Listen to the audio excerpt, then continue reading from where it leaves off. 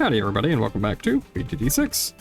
In this episode we're going to actually be beating chimps. We're going to do hopefully a black border on this map. I don't know if you guys have played this one yet. It is the new map to show off the Sky Warden. I'll be honest, probably won't be using much Sky Warden on this map. I don't think we will, at least. My general idea is going to be using a mermonkey though, and submarine strat. I don't know what you guys think of these guys. I think submarine ends up being really good on this map. There's not a lot of projectile blocking if you put him in this top spot, so his homing makes really good or just gets really good use in general. I think what we're gonna do overall is going to be a spike factory setup using the mermonkey. So we'll go top path mermonkey, bottom path's spike factory with a village and an alk buff. I think that should get us pretty far. It won't quite solve the game, but it solves a lot of it. So now before we get spike factory, we're gonna upgrade our mermonkeys and stuff first, what we already have, right? Because these guys are very good. I think we probably get airburst darts and then we push for a spike factory. At some point we're going to need a lead popping power, and I think... how do we want to do lead popping power, I guess, right? I mean, I know spike factory will have it in the end, but for the short term, how about that? I could possibly do like a cleansing foam, maybe? I don't know. Wave 14 and 15 are the two that I'm a little worried about. Just because I know that they're high volume waves with fast balloons. But I think mermonkey and him have this. Yeah, we're only 40 pops away from getting airburst darts. Once we get airburst darts, yeah, we're way stronger off of that. Oh yeah. Now I'm going to save up for spike factory, I think. Yeah, I think that's good. I haven't actually black bordered this yet, but I do believe I can. And honestly, of all the advanced maps, I think this one's kind of one of the easier ones. One of the big downsides is your lack of like spots to place stuff. I should probably do Etienne first. Maybe we do Etienne over here to buff the mermonkey. Might be worth doing. Let's just do it. I'm gonna kind of fill the back side of this map a lot more than the front side, I think. But I think that's okay. I don't know if Etienne hits level 20 because of how late we're buying them, but I also don't think that's super important.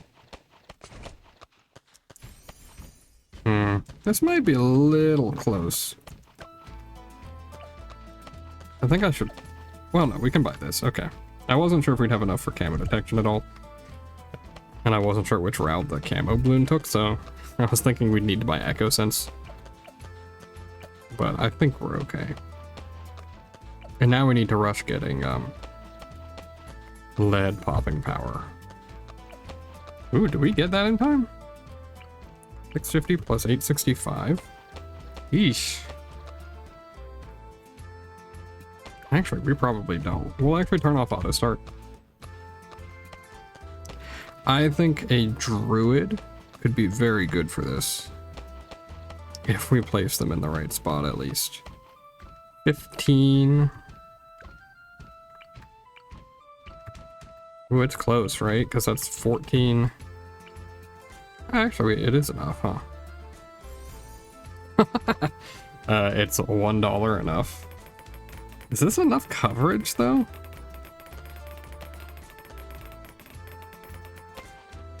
Apparently so. So, clearly I had no reason to worry. Maybe we get something that can pop lead, though, as well. How much is your first upgrade? 380?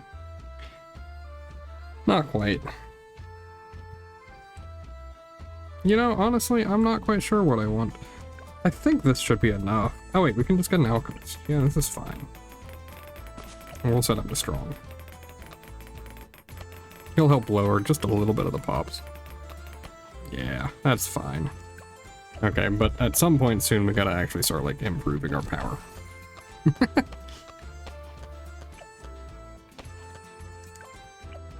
I think maybe we go... I don't know. This isn't... this is the strategy that I did when I beat Chimps. I didn't black border it because I walked away and just let the rounds keep going until I game over, but I think a general strategy like this will work, right? I just don't know necessarily the order to buy upgrades. Triple guns is really good popping power, but Abyss Dweller gives us instantly more pierce. I think that's okay. Then maybe we save for Abyssal Warrior for wave 40. Right, we have pretty good camo detection now, and we're about to get even more. You know, this guy, I was thinking to have him be map wide range, but what if we make him barbed darts instead? Because we have Etienne. It lets him deal with DDTs, a little bit of damage at least. And every bit of damage helps against DDTs, maybe that's worth it. We definitely get Abyssal Warrior. I'm gonna probably pop Etienne's ability when it comes to level... Ooh, hold on. This might be bad. Ooh. We are not going to be getting Abyssal Warrior. Because I forgot about all these leads at this part. Eesh. It was a little rough. Maybe we buy triple darts here. Any form of DPS, you know?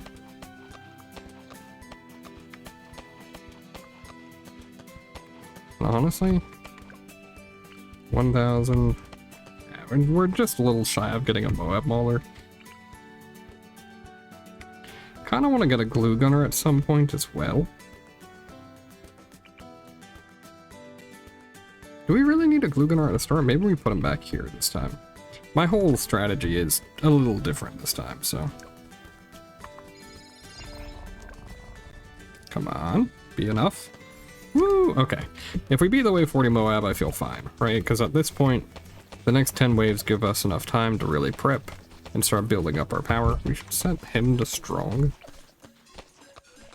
And then by wave 50, we shouldn't need the extra popping power from Etienne's ability to pop Moabs. Yeah, that right there is already a huge increase in power. Honestly, we can get all 3 of our tier 4s, huh? I think I might actually try Barb Darts, Heat Tip Darts. I think that's actually a pretty big boon for us. It's a lot of bonus damage. Or can be, at least. Since our Glue Gunner has camo detection, I'm still probably just going to go bottom path glue, I think. Buying more time on the Moabs to stack spikes is a really good idea, typically. Hey, for the Spike Factory, do you guys usually use set target, or do you guys do smart targeting? I typically always just do set target, I think. Okay, look at how easily they pop the reinforced leads. Not so much with the reinforced ceramics, but that's okay. He would get a damage bonus with armor piercing against fortified. So we have 3 tier 4s. I think the first one I want to hit is actually Lord of the Abyss. And then after Lord of the Abyss, we go for Perma Spike. But overall, I think that this strategy seems really good. I don't know, any map with water towers tends to be pretty manageable in my eyes, I find. Typically. I mean, muddy puddles, bloody puddles. Of course, those are exceptions, but I do have to say, I think Abyssal Warrior makes this a lot easier too, because they do end up, their tentacle ability is actually really good at managing some of these higher power waves and rushes. Let's see how easily we handle the Moab. Look at how much easier that was. Yeah, we are very strong. We should be able to save up another 15k. And the thing is, Abyssal Warrior also solves the wave 63 issue. Hey, by the way, just thinking about it, if you guys are enjoying the video, please leave a like and subscribe, leave a comment. If you guys haven't, who knows if by the time this video goes up, I kind of doubt it, but I might be at 1,000 subscribers. We're pretty close. We're like 15 subscribers off or something. I think that's a pretty big milestone. I'm excited. I'm pretty happy about it. I never would have thought that Bloons would be the game that would take me there, honestly. I played so much Dark Souls and other games that, you know, each game that I kind of dipped into kind of did well, but nothing quite like Bloons has. Bloons has consistently been good for me and has been something that you guys all enjoy. And gets more feedback as well. Like, you guys like actually giving me strategies and ideas, and I like taking these ideas and stuff. Which reminds me, you know, somebody left a comment a while ago at this point, and I completely forgot until just now, but if you guys have custom challenges and stuff, maybe we can do a video on that, you know? Because, like, just something to show off what you guys have done, right? Maybe for 1,000 subscribers. But they gave me a couple challenges. I haven't checked them out, but maybe I should do that. If you guys have any, let me know. Leave them in the comments below. Anyway, the mid-40s, mid-50s. Typically not super scary. 55 was fine. That's a pretty good show. And I think, yeah, we'll definitely have 24K by the time Wave 63 comes about. And you'll see, when I get Lord of the Abyss, you'll see how easily Wave 63 goes. It'll be so much simpler than you'd expect.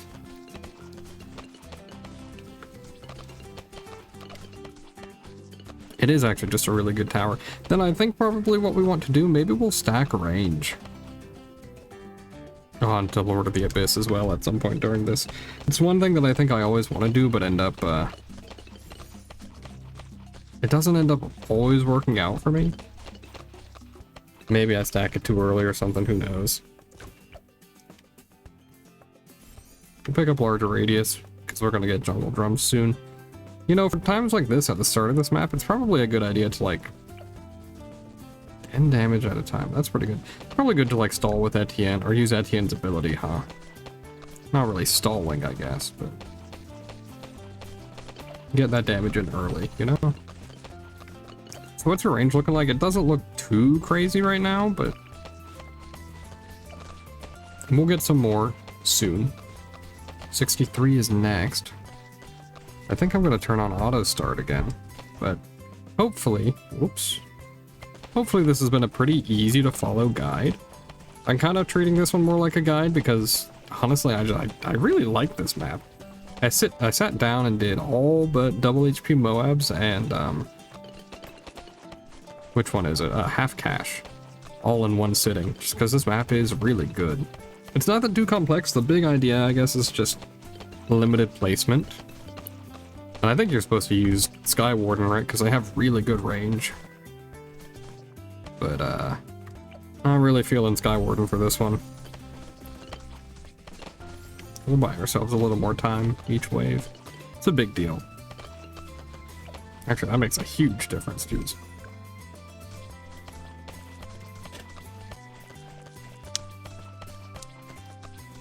So yeah. I think we've got this one in the bag already. The point that I failed last time was wave 100, I think it was. Yeah, no, it was wave 100. I walked away and I came back to game over on wave 100 and I had $68,000 left over. And I had more towers than I bought currently. This, I think. I wonder if I could position a little better so that, I mean, look at that. Wait, why was he slowed? Oh, he must have been slowed from across the map. Okay, I see, with the homing projectiles. I think if we get some more range, like off of this guy, for the Mermonkey, I should say, I think that's going to make a pretty big difference. We can start attacking earlier and stuff. Anything else we can fit over here? Probably not, right?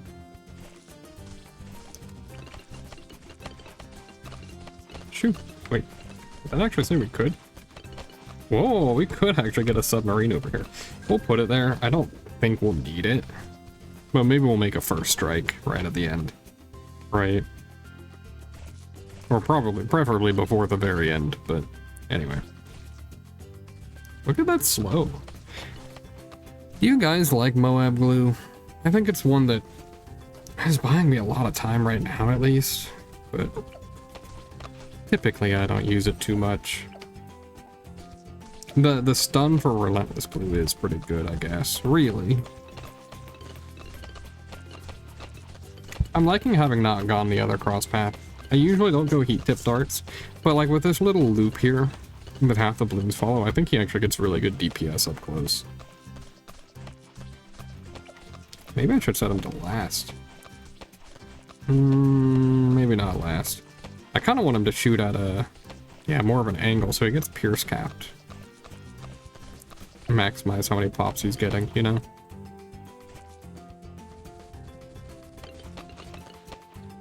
I'm gonna start saving for a permaspike because at this point, I know we get 7k on 79, so I think he or Lord of the Abyss can stall for the rest of, or can complete all the way up to 80, right? So I'm hoping that with that, I can get permaspike.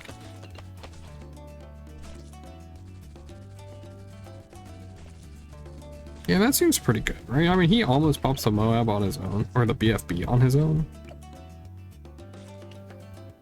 You guys ever go for the tier 5 on bottom path glue gunner? Because I know it does damage, but I never go for that thing.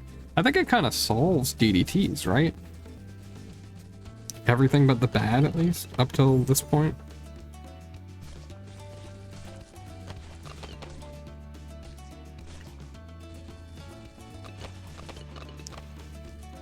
And some of these waves are worth a lot of money, huh? I know that this video is going to end up just being longer because I put a glue gunner at the start of my offense. And I'm going to the end of the map on my defenses. Like, look at how slow that thing moves, dude. Yeah. What level's Etienne? 14? Etienne might actually hit level 20.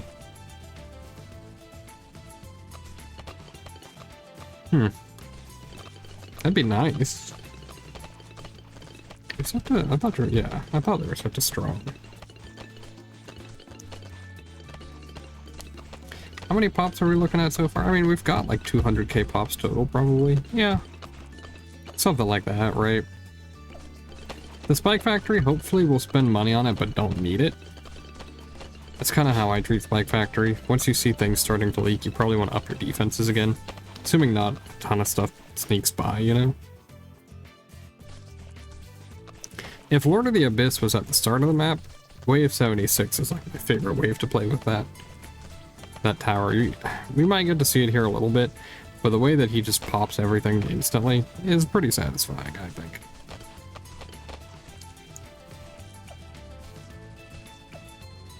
If we didn't have homing bullets on like everything we had, I think we could actually try out the 040 or probably 140 Sky Warden, but honestly, like,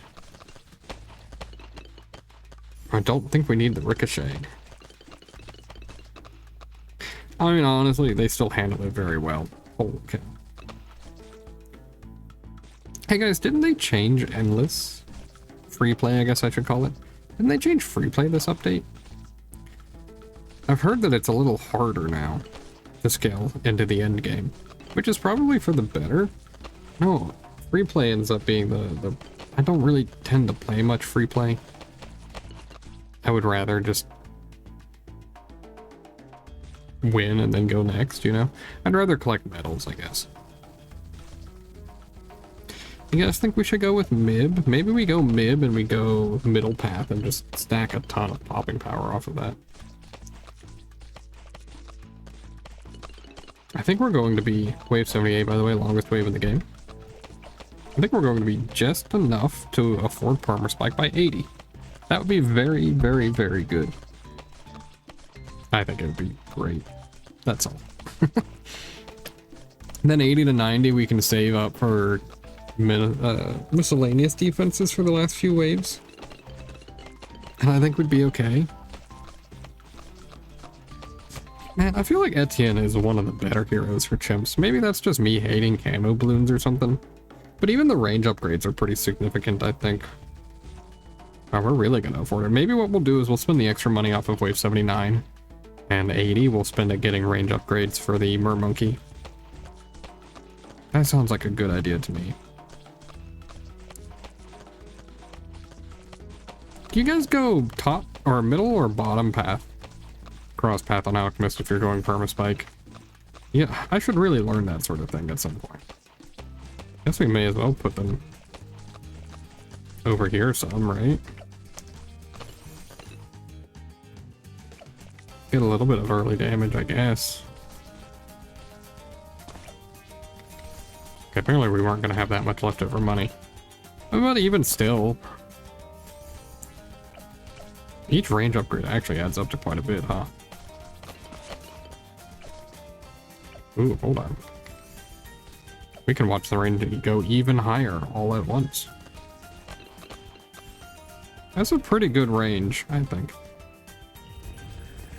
Yeah, like the ZOMG waves are gonna be pretty dreadful to watch. Maybe I should pick up the strike, just for that reason alone. I could pick up strike and I could pick up advanced intel. That might be a good idea.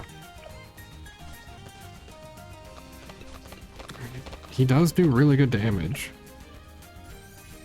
We'll do that. It's just a little bit of free damage. Something to hopefully help speed things up just a little bit.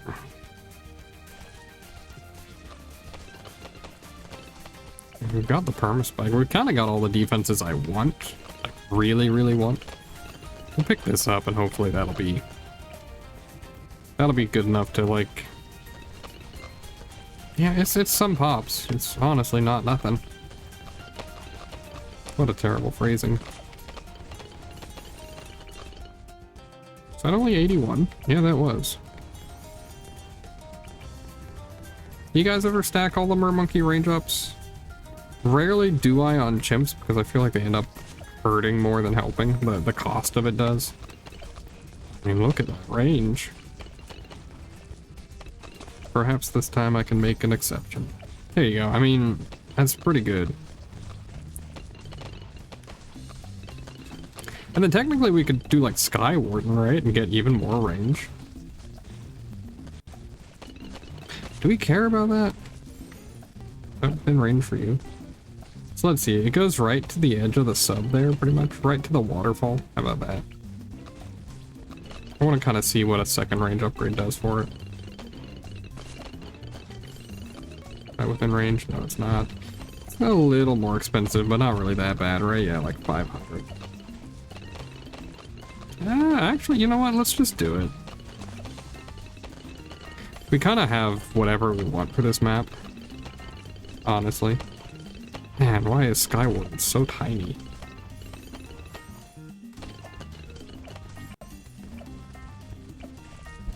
Yeah, I mean, it helps, right?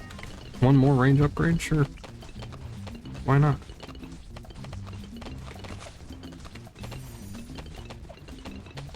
So now your range is most of the map. Actually, if they were centered, it would probably be all the map, honestly. I do think that helps a lot. Gives us a lot more uptime on it. You know what, let's buy Mib. We'll go Call to Arms and we'll go... If we have extra money, we'll do Call to Arms and we'll do, Preemptive Strike. First Strike capability, sorry. You guys actually doing damage? You're not, like, not doing damage.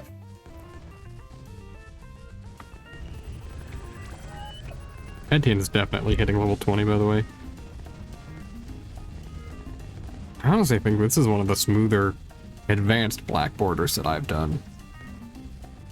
Yeah, look at that. That range, I think, is actually important, right? It gives us a lot more uptime on starting our offense.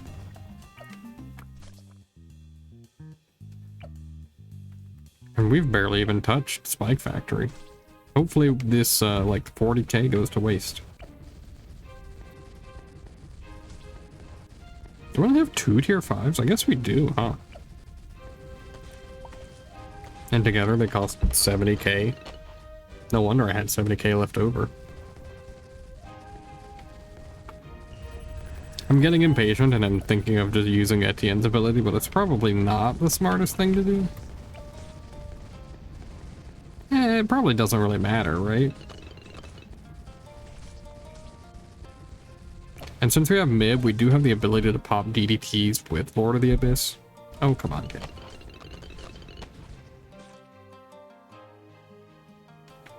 I was maybe a little proactive on getting this, glue gunner, huh? Yeah, because like these super slow waves, ooh, they are super slow. Oh, actually, you can see the ZOMGs from there? Holy cow, okay. Maybe it's not so bad after all. Ooh, one thing I want to show off as well at some point, not for this run, but the tier 4 upgrade for reflecting bullets or reflecting projectiles can be really, really fun with Blade Maelstrom. And can give it some of the highest DPS I've seen of like any base tier 5 tower. Like, I know it's not gonna outdamage Legend of the Night, right? Obviously.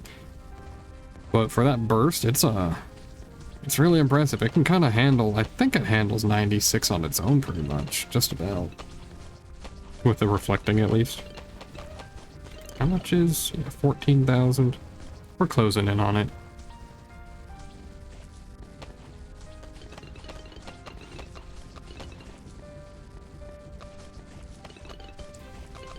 And first strike capability, if we need it before the bad, will definitely make waves 96 and 98 easier.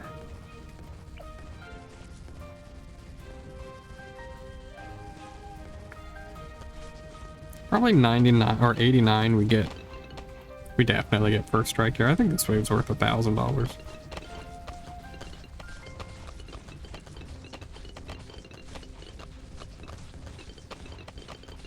You guys all have pretty good range, huh? Man, you can really tell the difference. This is like range with the 5 sky and without it. Yeah, I can definitely see a difference. Or 4 of them, even not even 5. Alright, I'm gonna go ahead and buy first strike. Now we do get another 50k by 99. I guess we buy call to arms. And then one more thing, I guess.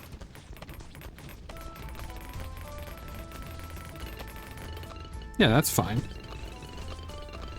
I could kind of go for a little better popping power than that against the DDTs. Oops. Can a boat fit back here too? No. What's wave 99 is gonna be a little scary, it looks like. Man, look at that range. That'd be nice. I think I'm gonna go ahead and upgrade this blue splatter now.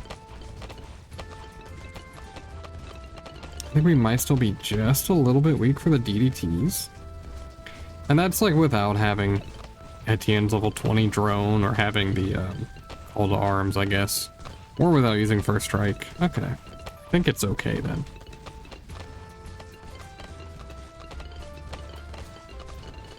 It's kind of weird looking at the last 10 waves for having an extra 50k in them, because most of that is backloaded into wave 96 and 98. 92 and 94 also have a decent amount of towers or balloons in them, but it's just the income difference is staggering. Honestly, I'm gonna just nuke one of these. I'm getting impatient.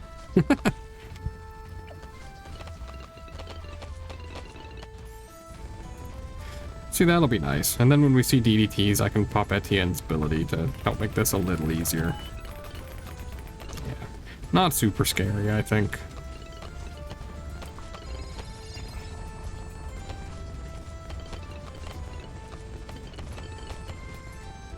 You know, for a second there, I was really worried that my recording hadn't actually started. That would have felt terrible. So let's see, wave 94, we started 11,000. I'm curious what we end at. Honestly, Etienne's getting pretty good damage here.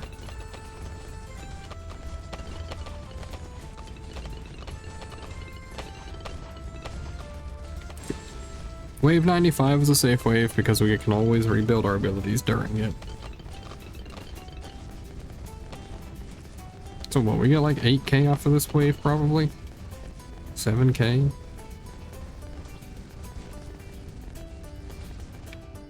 This is what I mean by 96 and 98 are money loaded. You know?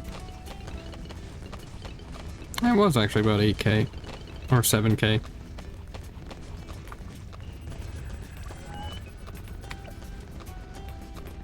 We could pick up first strike, I guess. You know, actually, let's do first strike. Or preemptive strike, whatever it is. Because preemptive strike would mean... Is he getting pops? He is getting a few pops. That's okay, that's what he's here for. But it means the reinforced DDTs wouldn't be nearly as scary.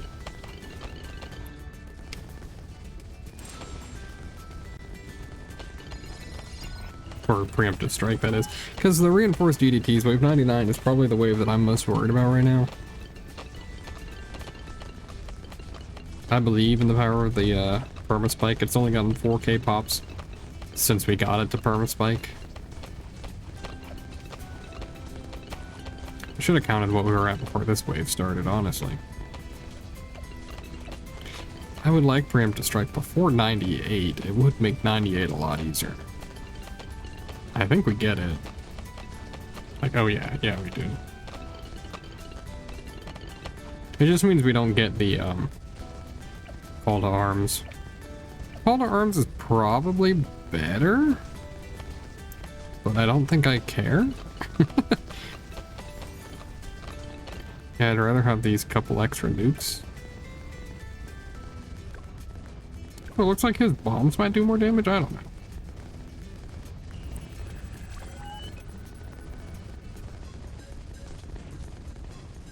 Alright.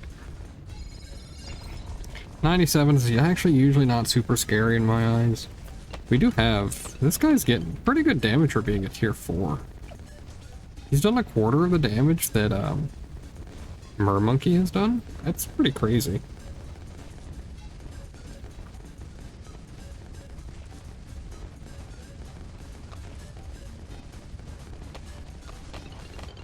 Alright, on to wave 98. This wave I'm hoping preemptive strike makes a little bit easier. I mean, what kind of damage are we looking at? It looks like it's probably helping some. I will hit Etienne's abilities for this map. Or for this wave. Yeah, it seems pretty good.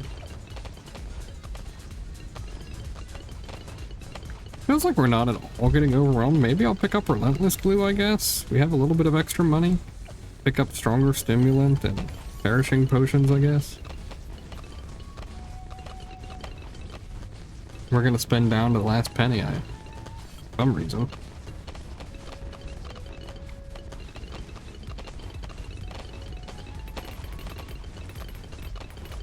Really? I thought I just outright popped the reinforced DDTs. Clearly it does not. That's okay. We're gonna try to time the pop. If we're really worried, we could put down a Moab Mauler, I guess, huh?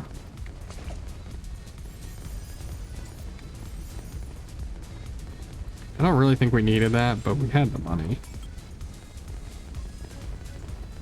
When we see it weak, I'll just hit it. Easy, look at that. We did it. And we got a 3-2-0 ace out of it. Now, I would say, awesome, that was so cool, we get the black border. And while technically we do, I actually still have to do double HP Moabs. But that was my second time ever doing that map on Chimps. It went well. We only had 2,000 left over, but I kind of just wanted to spend down anyway. That was very cool. If you liked the video, please do leave a like. Subscribe if you want to see more, and hopefully this helped. Leave a comment. Maybe you have some advice on how to improve the run. Look at that, I'm almost level 155 finally. Anyway, I'll see you guys later. Thanks for watching. Bye.